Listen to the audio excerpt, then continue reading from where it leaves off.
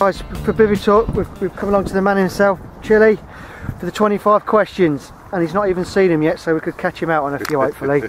Yeah, he's even said he'll do it before the rain comes in, and he's not even got his rods in the water. That's how good he is. Right, here we go then, mate. What's your favourite venue? My favourite venue? I'd have to say Ashmead in Somerset, and it's not simply because that's where I caught the biggest carp I've ever caught. It's simply because it's the most perfect environment with the most perfect fish run by the most perfect people. Good enough. Favourite capture? My favourite capture? Many years ago, back in the 80s, I saw a picture of a young Chris Ball with a 33-pound mirror from a place called Longfield in the Colne Valley, just down the road from Raysbury, and I looked at that fish and I thought, one day I'm going to catch him. And he eventually ended up in Horton. He was called Little Big Head to begin with, and he eventually became known as Shoulders, and it was 18 years after that I saw the photograph that I caught him. I only fished Horton for 2 seasons back in 2003, 2004, and for 3 months in 1996. But that capture above all is my favourite capture. Sounds good. Have you any targets? At the moment? No, I entered into a bit of retail therapy and bought about 500 tickets and about 6 grand's worth of money out of my bank account because I just didn't know what to do with myself. But at this moment in time, I want to catch the half linear from Vinatro down in Chichester, and hopefully it's going to be a mid-50-ish when, or if I catch it. When you go to all these different venues then, have you got like a couple of rigs you just use, or do you like choose your rigs and change it to whatever situation you're in? I'm going to tell you a small little story to just highlight why I don't change anything that I do. I started some filming 7 years ago with a company called Fishing TV, and in the first 5 programs I knew I was going to fish 5 completely different venues. One was a massively deep sand pit, a massively deep gravel pit, a shallow gravel pit, an extremely silty mere, and a river. And I was successful in all the programs. I lost a carp on the river one, but I did hook a personal best barbel. I caught 2 40s in one of the programs. I caught the biggest fish in the lake in another one.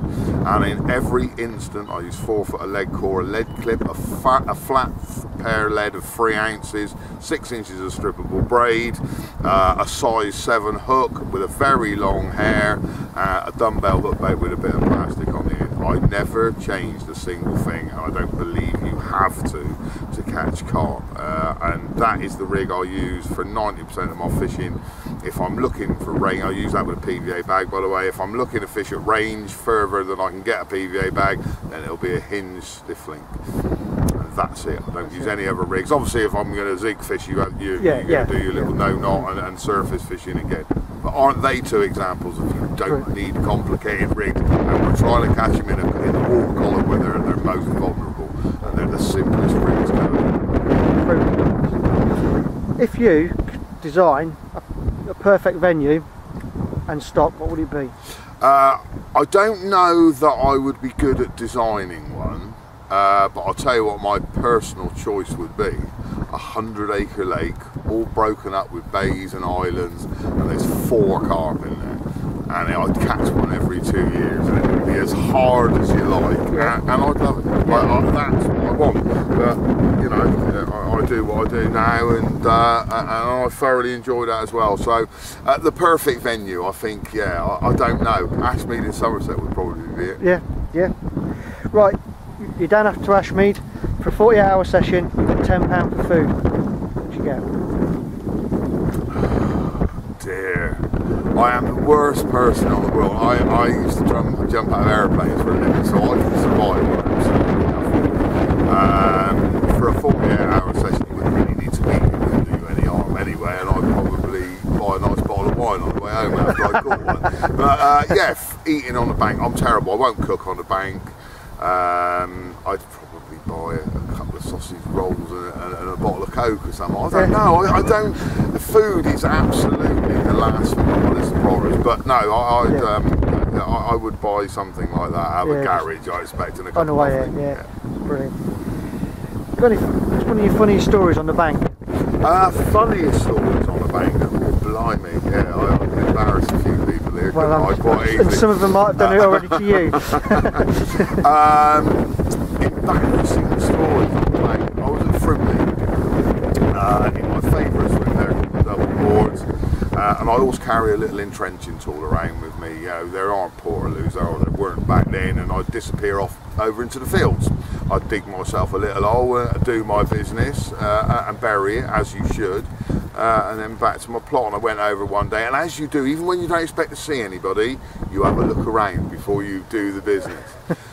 So I've had a real good look around, you know, a quick sort of 360, dug me little hole, did me business. I'm on the paperwork, and I've heard, and I've turned around, and 25 yards behind me were 3 people, 2 women and a bloke, and they were doing a deer survey on the land, and they watched me do my business. I was so embarrassed. I thought, what do I do? And I just finished my paperwork, pulled my kegs out, I around, hello! And off I went back to my plot, and I sat in my bivvy going, oh no! Yeah, that was probably about as embarrassing as it gets. Yeah. What's the worst thing you see on the bank?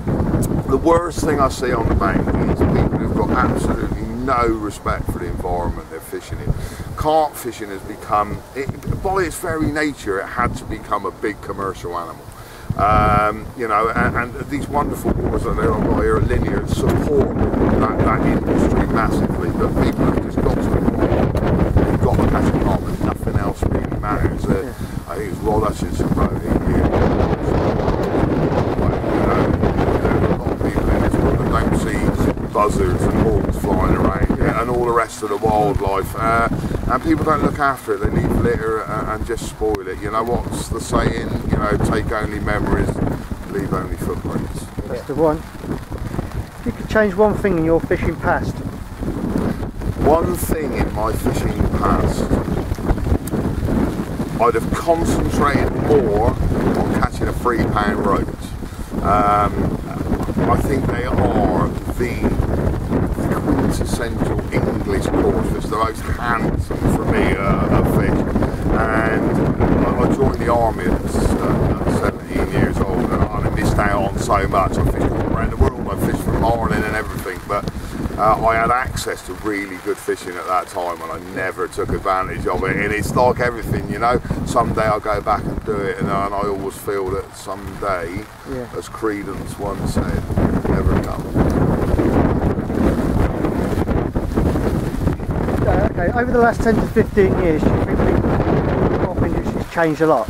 That's massively. Hugely. It's and we were having a conversation about this yesterday. I want carp fishing to be a challenge. I want it to test me and stretch me. But there are waters that don't do that. We're sat on one now, and I don't mean that in a disparaging way, but if you're a guy who's got 2 kids, he's married, he's got a mortgage, he's working, he gets 1 day a week, wants to go fishing, he wants to go and catch a carp, bless him, and it's become that. So in terms of an industry, it was always going to adapt and develop things, but the fishing itself has probably changed more because carp are so accessible now, and so rightly so people can experience what it's like to catch a huge fish like that. And enjoy the sport. Yeah, absolutely. Quiet section now. What's your bankside entertainment? My DAB radio, Talk Sport. What annoys you the most on the bank? People who fiddle with their buzzers, and people who smash pegs in the ground with hammers. Yeah. Best film? Ball. Best book? Oh, Slash's autobiography from Guns N' Roses. Best radio station? Talk Sport. Football or rugby? Rugby. What music are you into? My favourite band of all time is Lynyrd Skynyrd from the Deep South in America, and if I want to drive faster down the motorway, it'll be Guns N' Roses. Guns N' Roses. Bivvy or brolly? Brolly. Bacon or sausage? Bacon. Sweet corn or maggot? Oh, sweet corn. Bream or cats? Can I say neither? Cats. Biscuit or crisps? Rich tea, biscuits. Finally, what's your best piece of fishing advice you could give to anyone? Right.